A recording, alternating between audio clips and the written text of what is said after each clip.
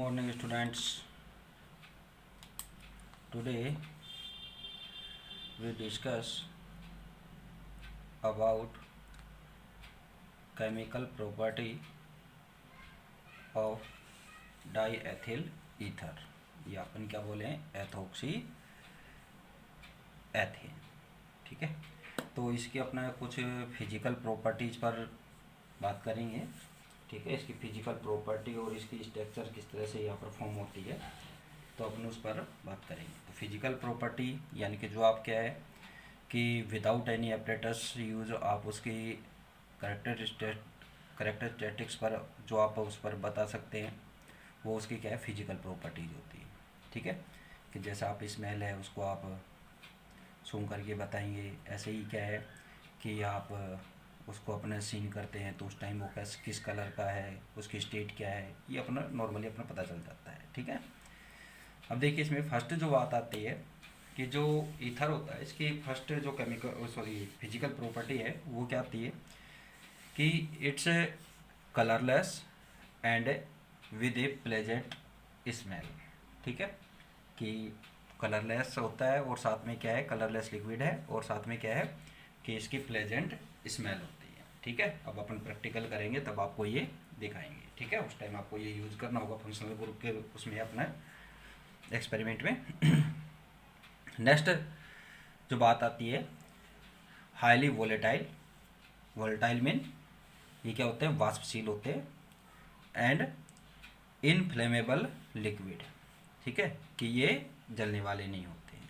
ठीक है, नेक्स्ट जो बात आती है कि ये वाटर के कंपेयर क्या होते हैं लाइटर होते हैं, हल्के होते हैं एंड इनसोल्यूबल इन इट, और वाटर में क्या होते हैं ये इनसोल्यूबल है। ठीक है, नेक्स्ट जो बात आती है it is completely miscible in organic solvent like alcohol benzene. और ये क्या है कि वाटर में तो इनसोल्यूबल है, बट ये क्या है कि जिन्हें अपन ये बोल सकते हैं कि जो ऑर्गेनिक सॉल्वेंट्स हैं उनमें क्या है कि कम्प्लीटली क्या होता है ये डिजोल्व हो जाते हैं, सोल्यूबल हैं, लाइक जैसे बेंजीन है, एल्कोहल है। ठीक है ना। नेक्स्ट आपको ये भी पता है कि ईथर भी एक सोलवेंट के रूप में यूज होता है। ठीक है, ईथर भी अपने आप में एक यूज है। ठीक है, और एक इसका जो मेन यूज आता है वो आता है एनेस्थेटिक यानी कि एनेस्थीसिया में। ठीक है, एनेस्थीसिया मीन क्या है कि जिसे अपन बोलते हैं बेहोशी में। ठीक है, यानी कि अपने बॉडी पार्ट को किसी भी बॉडी पार्ट को ऑपरेशन के टाइम या किसी चोट के रीजन से वहाँ पर अगर कोई ट्रीटमेंट करना हो, ठीक है, तो वहाँ पर क्या है कि उसको क्या करते हैं एनेस्थेटिक प्रोसेस किया जाता है, यानी उसको शून्य किया जाता है एक तरह से। ठीक है, तो उसमें इसका मेन यूज हो जाता है। ठीक है, कि बॉडी पार्ट को क्या है किसी भी बॉडी पार्ट को यहाँ पर शून्य करने के लिए। ठीक है ना, एनेस्थेटिक। इसका जो बॉइलिंग पॉइंट है वो क्या होता है 307.6 केल्विन का होता है। अगर डिग्री सेंटीग्रेड में बताएंगे तो ये क्या हो जाएगा कि इसमें से 273 इसमें से लेस कर देना। ठीक है, तो लगभग क्या आ जाएगा 34 डिग्री सेंटीग्रेड पर आएगा। ठीक है, अब बात आती है इसकी स्ट्रक्चर ऑफ डाइएथिल ईथर। तो स्ट्रक्चर ऑफ डाइएथिल ईथर पर बात करें तो इसमें आपको पता है कि 2 एथिल ग्रुप्स हैं और एक क्या है यहाँ पर ऑक्सीजन यहाँ पर क्या होती है ऐड होती है। ठीक है, तो इसमें स्ट्रक्चर में अगर अपन बात करें तो आपको एक सिंपली अपना जो फॉर्म किया था इसमें क्या है कि ऑक्सीजन पर 2 लोन पेयर इलेक्ट्रॉन होते हैं और 2 इसमें क्या है एथिल है, एथिल ग्रुप इस पर यानी कि एल्कली ग्रुप इस पर ऐड होते हैं। तो यहाँ पर जो बात होती है कि स्ट्रक्चर में इसकी बात करें तो यहाँ पर जो ये मॉलिक्यूल्स है कार्बन हाइड्रोजन और ऑक्सीजन जो मॉलिक्यूल्स हैं यहाँ पर क्या है कि every molecule have sp3 hybridisation, sp3 hybridisation state में होता है। तो यहाँ पर क्या है कि कार्बन के बिटवीन एक ओवरलैपिंग होती, सॉरी कार्बन और ऑक्सीजन के बिटवीन होगी इधर भी और बाकी ओवरलैपिंग क्या है कि इन कार्बन की क्या हो जाएगी हाइड्रोजन के साथ होती है। ठीक है, अब इसमें बात होती है कि भाई यहाँ पर आपको पता है कि जो रिपल्सन फोर्स होता है वो आपको पता है कि जो लोन पेयर में जो रिपल्सन होता है वो मैक्सिमम होता है, लोन पेयर, बॉन्ड पेयर और फिर क्या होता है बॉन्ड पेयर। ये आपको एक सीक्वल होता है जिसमें क्या है कि वो क्या है कि इनका जो रिपल्सन है इलेक्ट्रॉनों के बिटवीन वो क्या है उसका डिक्रीजिंग ऑर्डर है ये। ठीक है, तो इसमें क्या है कि जो लोन पेयर इलेक्ट्रॉन है, यानी कि ऑक्सीजन पर क्या है, 2 लोन पेयर इलेक्ट्रॉन है, तो इनके बिटवीन क्या होता है, यहाँ पर मैक्सिमम रिपल्सन होगा।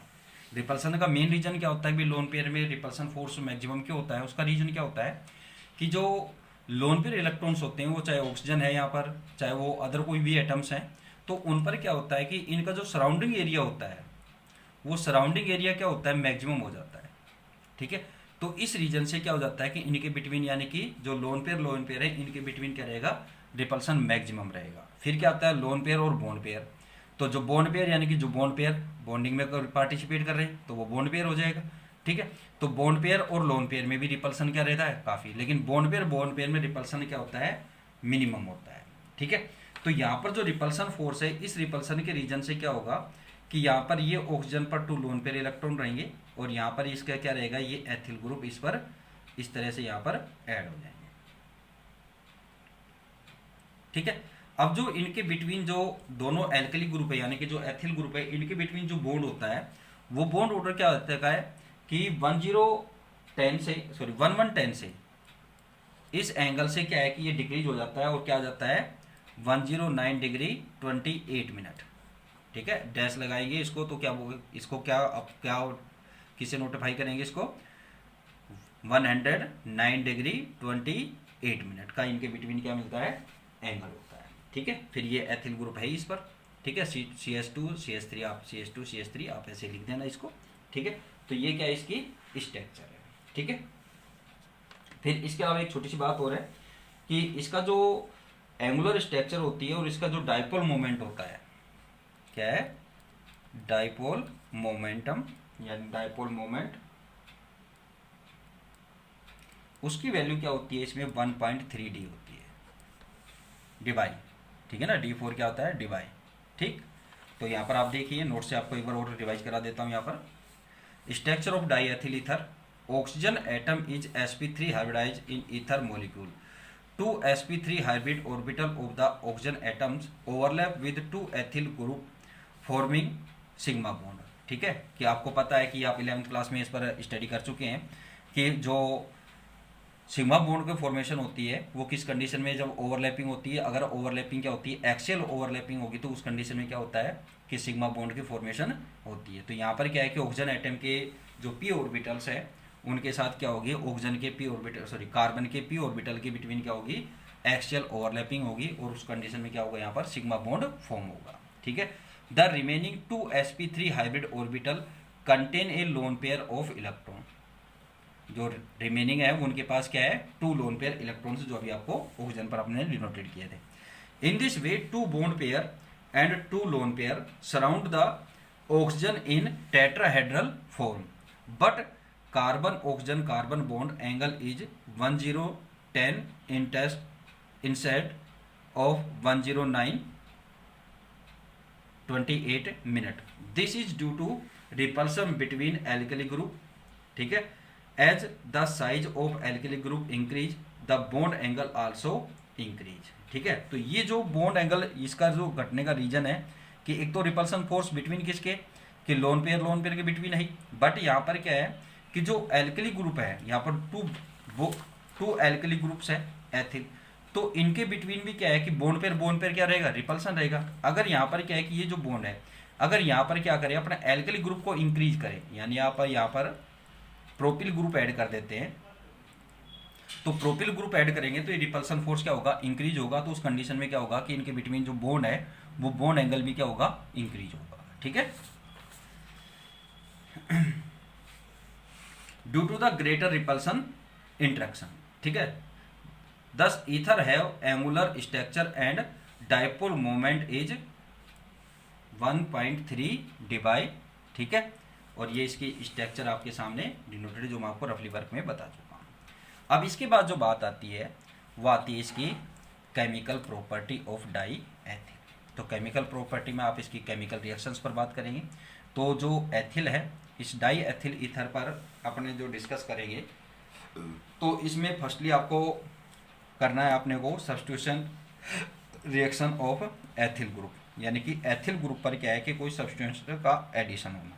ठीक है, तो सब्स्टिट्यूशन रिएक्शन यानी कि वहाँ से क्या है कि एक अल्फा हाइड्रोजन का रिप्लेसमेंट एक 1 या मोर हाइड्रोजन एटम का क्या हो कि अल्फा हाइड्रोजन एटम का रिप्लेसमेंट हो यहाँ पर, ठीक है। तो सब्स्टिट्यूशन हो जाएगा। सेकंड क्या है कि reaction due to the presence of lone pair of electron on oxygen atom, जो ऑक्सीजन पर लोन पेयर इलेक्ट्रॉन, यहाँ पर 2 लोन पेयर इलेक्ट्रॉन्स हैं, तो इन 2 लोन पेयर इलेक्ट्रॉन्स के रीजन से यहाँ पर कि जो इसकी ईथर की जो फंक्शनल ग्रुप रिएक्शन है वो यहाँ पर करनी है अपने को। नेक्स्ट जाता है reaction involving cleavage of carbon oxygen bond, ठीक है ना, कि जो ईथर ग्रुप है यहाँ पर यानी कि ऑक्सीजन है, तो इनके बिटवीन क्या है कि 2 कार्बन और ऑक्सीजन के बिटवीन बॉन्ड है, एक कार्बन ऑक्सीजन एक ऑक्सीजन कार्बन बॉन्ड है, तो ये बॉन्ड का जो क्लीवेज होगा उस कंडीशन में। और एक आता है नेक्स्ट जो आता है वो है इसकी अदर रिएक्शन, यानी कि जो इसकी एक स्पेसिफिक रिएक्शन रहेगी, ठीक है। तो ये आपकी क्या है कि जो इसकी केमिकल रिएक्शंस है उसको 4 पार्ट्स में क्या किया है, डिवाइड किया गया है, ठीक है। तो आज जो अपने आगे बात करेंगे वो क्या करेंगे, substitution reaction of ethyl group. तो सब्स्टिट्यूशन ऑफ एथिल ग्रुप की अगर अपन बात करेंगे तो फर्स्टली यहाँ पर एक सीधी बात होती है कि हेलोजिनेशन, केमिकल रिएक्शन आएगी फर्स्ट इसकी हेलोजिनेशन इन डार्क,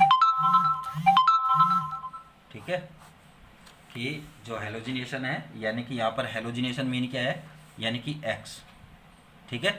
तो इसका क्या है कि क्या होगा कि इसका जो हेलाइड है यानी कि जो अल्फा कार्बन एटम्स हैं उन अल्फा कार्बन एटम से क्या है कि हाइड्रोजन का रिप्लेसमेंट होगा और वो किसके द्वारा होगा, हेलाइड ग्रुप्स के द्वारा हो जाएगा, ठीक है। तो ये रिप्लेसमेंट रिएक्शन आप यहाँ पर लेंगे। तो यहाँ पर हेलोजिनेशन में आप क्लोरिनेशन बोल सकते हैं, ब्रोमिनेशन बोल सकते हैं। ब्रोमिनेशन बोलोगे तो आप ब्रोमीन से रिएक्शन कराएंगे, ठीक है। क्लोरिनेशन बोलेंगे तो आप क्लोरिनेशन से कराएंगे, ठीक है। तो अब आप यहाँ पर क्या लेंगे, डाई एथिल ईथर लेंगे, CH3 CH2O CH2 CH3, ये क्या हो गया, डाई एथिल ईथर या एथोक्सी एथेन। अब इसका आप हेलोजिनेशन करेंगे, हेलोजिनेशन यानी कि क्लोरिनेशन कर सकते हैं, ब्रोमिनेशन कर सकते हैं, और हेलोजिनेशन आप X2 बोल दी, ठीक है।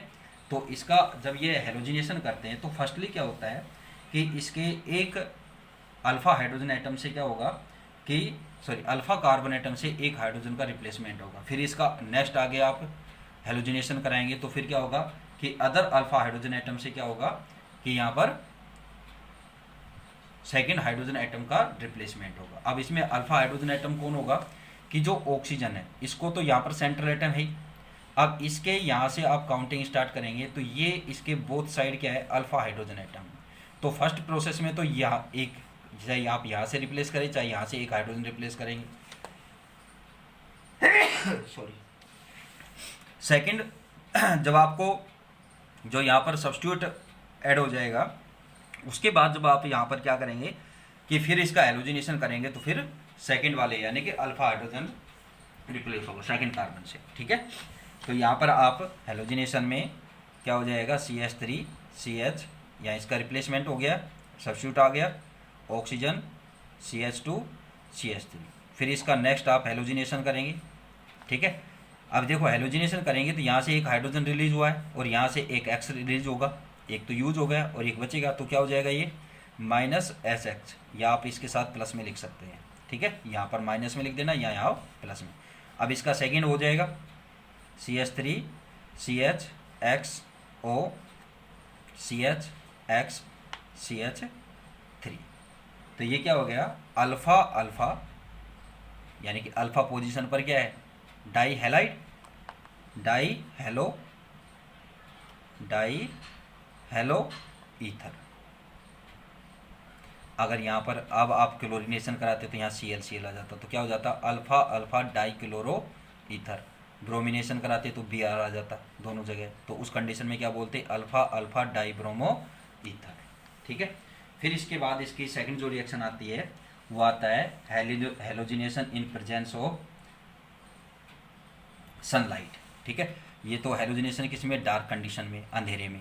आप क्या करेंगे अपना सनलाइट में। जब आप इसका क्या है कि सनलाइट में जब इसका हेलोजिनेशन करते हैं, ठीक है। अगर आपको 10th की अगर एक रिएक्शन याद हो तो जहाँ आपने डिसोसिएशन रिएक्शन अपने पढ़ी थी तो वहाँ पर आपको इलेक्ट्रोलाइटिक ठीक है, इलेक्ट्रिकल वो टेम्परेचर डिसोसिएशन, ठीक है। तो ऐसे ही आपने एक वहाँ पर पढ़ा था सनलाइट डिसोसिएशन, ठीक है। तो उसी बेस पर यहाँ पर है। तो यहाँ पर क्या होगा कि इसके अल्फ़ा और बीटा वो टाइप के जो हाइड्रोजन एटम्स हैं वो क्या होंगे, सब्स्टिट्यूट हो जाएंगे, इससे क्लोरीनेशन यानी क्लोरीनेशन कराएं। अगर क्या है कि डाई एथिल ईथर का आप सनलाइट की प्रेजेंस में क्लोरीनेशन कराएंगे तो यहाँ पर क्या होगा कि ये सभी हाइड्रोजन एटम्स क्या होंगे, यहाँ से रिप्लेस हो जाएंगे, ठीक है। तो क्या फॉर्म होगा यहाँ CCl3 CCl2 यहाँ 2 से, फिर ऑक्सीजन, फिर CCl2 CCl3, ठीक है। तो ये क्या हो जाएगा यहाँ पर, इसका नाम क्या होगा, पर क्लोरो, इसका नेम क्या है, पर क्लोरो डाई एथिल ईथर, ठीक है, पर क्लोरो, ठीक है। अब यहाँ पर आप इस रिएक्शन को आप यहाँ पर क्या करेंगे, बैलेंस करेंगे। तो बैलेंस करेंगे तो यहाँ पर क्या है कि आप 10Cl2 मॉलिक्यूल लेंगे और ये प्रेजेंस किसकी यहाँ पर, सनलाइट, ठीक है। और यहाँ पर प्लस क्या है 10HCl क्या होंगे यहाँ से रिलीज, ठीक है। नेक्स्ट जो रिएक्शन आती है वो आती है reaction due to the presence of non pair of electron on oxygen atom of functional group ether. तो इस पॉइंट पर अपन नेक्स्ट वीडियो में डिस्कस करेंगे। Thank you.